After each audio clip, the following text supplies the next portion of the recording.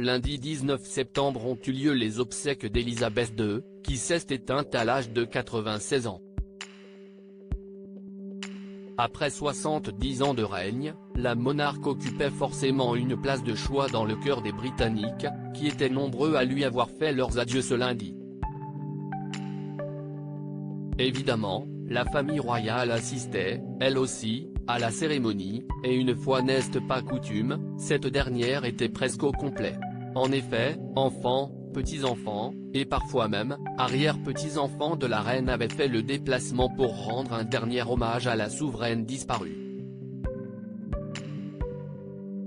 La cérémonie a ainsi été l'occasion de voir Andrew, le prince déchu, marcher aux côtés de ses frères et sœurs, mais aussi Harry et Meghan, pourtant en froid avec la couronne.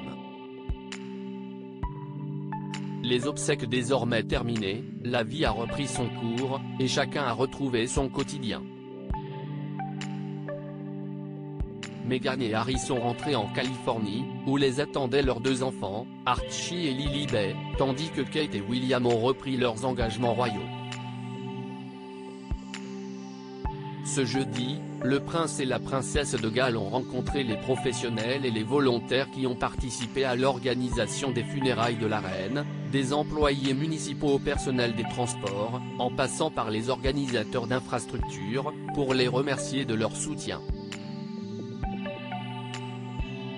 Bien que la période de deuil national se soit achevée ce mardi, une période de deuil concernant les membres de la famille royale est étendue quant à elle jusqu'à lundi prochain, expliquant la raison pour laquelle le couple royal était vêtu de couleur sombre ce jeudi. William, comme à son habitude, était paré d'un tailleur bleu foncé et d'une chemise blanche, exception pour la cravate, cependant, qui était noire tandis que Kate arborait un long manteau noir à double boutonnage doré d'une valeur de 2150 livres 2467 €.